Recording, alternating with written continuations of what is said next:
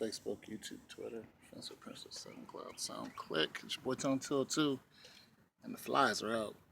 And there's been a lot of crazy stuff been happening recently. You had the dude who killed another dude for trying to rape his wife, and then they charged him.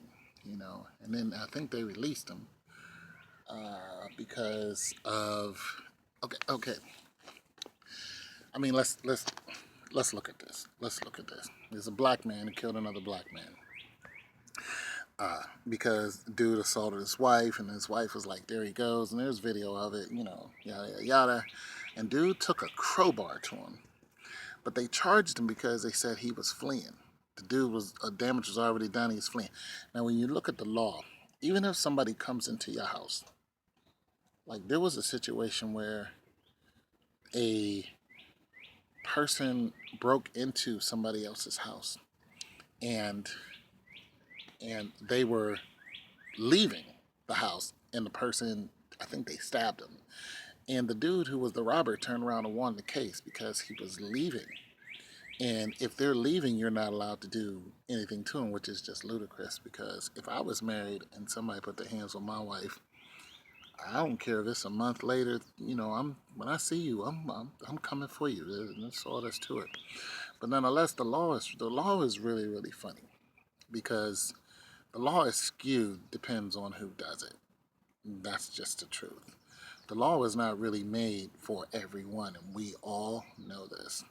But nonetheless, so the man was charged, and I think he was released, and then people were saying that he should not have been charged. And I don't really think he should have been charged either. And I'm glad, I think they released him, but we don't know how this goes, because for one, when you get charged, and when you get charged by the city police come get you, and then the city can release you, and when they release you, the state can pick up the charge. I don't know how many of you have ever been through the system, but that can happen.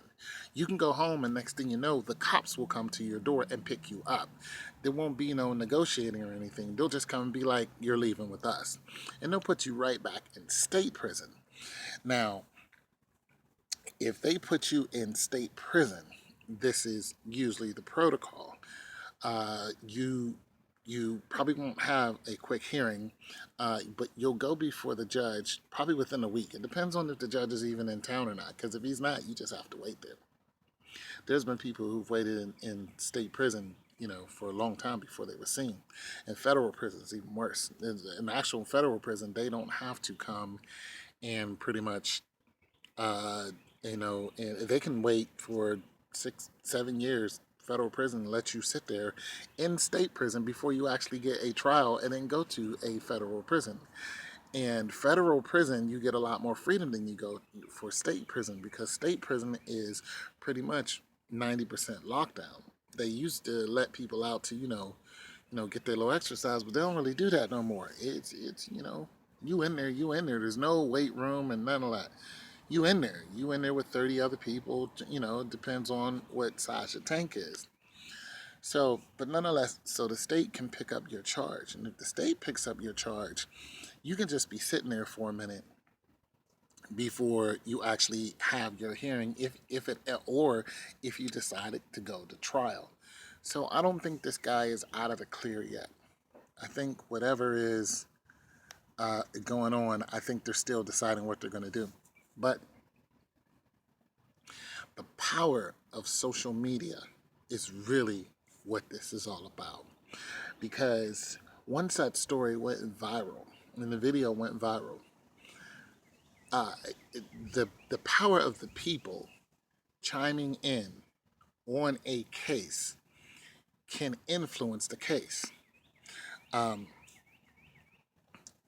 We're seeing this over and over and over. In the case of the officer Michael Brelow, the judge didn't want to sentence Michael Brelow because he said, I don't want to hand him over to an angry mob, which to me is like, okay, you shot 2 people through the windshield of a car on purpose, and you don't want to hang him over to an angry mob. No, put him in prison. But he got away with murder.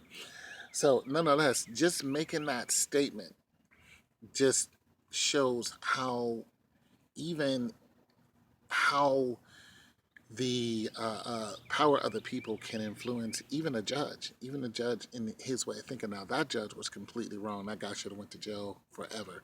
You know, that officer should have went to jail, but we know how that goes. But nonetheless, so now we have the fact that social media can affect the decision of the police. They can affect the decision of the judges. So I guess what I'm trying to say is, if you think something is wrong, go on social media and say that it's wrong. You know what I'm saying? Um, because it's not going to really hurt you to say, okay, this is wrong. And the more people that say, if you think something is wrong, put pressure on these people. Because if you think something is definitely out of hand, you know, an injustice to the regular people, not to the people like the guy from DuPont who was uh, molesting some child, and the judge who was a female said, I'm not going to put him in jail because he wouldn't do well in jail. This is the guy from DuPont, like the oil people, you know, rich. So they gave him an ankle bracelet and sent him home. Okay, you know, I'm not talking about those people, because those people get away with murder. I'm talking about people like me. I'm talking about people like you. I'm talking about regular, everyday people just out here living, and then some injustice happens to us, especially when it comes to, you know, our wives and, you know, husbands, children's brothers, you know, and the way we react.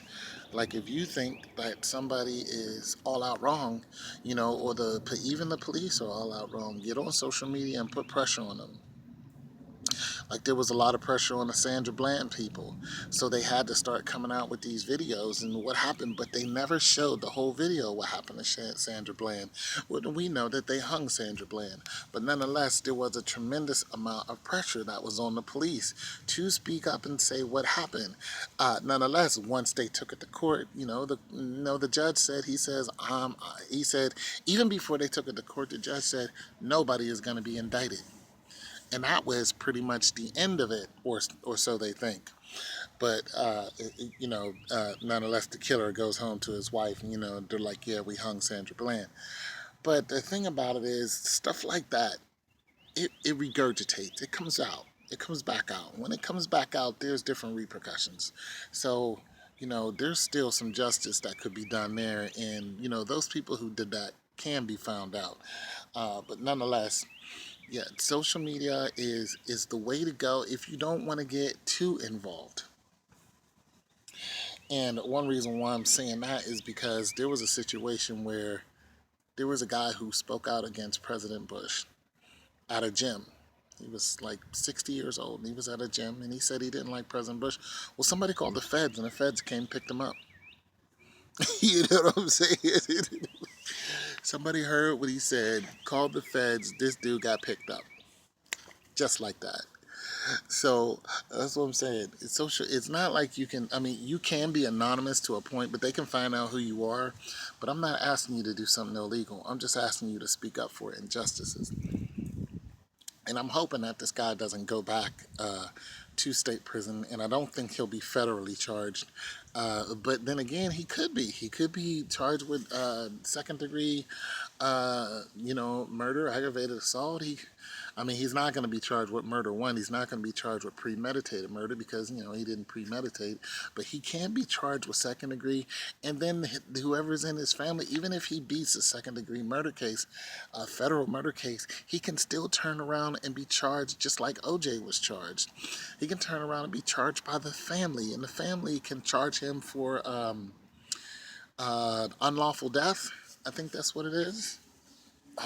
Yeah, unlawful death. So they can turn around and charge him for unlawful death, and win.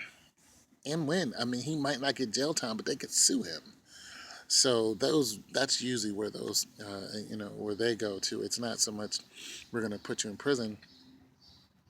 It's we're going to take your money. We're going to take your house. We're going to take your assets. We're going to take anything you have in a bank. We're going to take your pension, anything you're entitled to.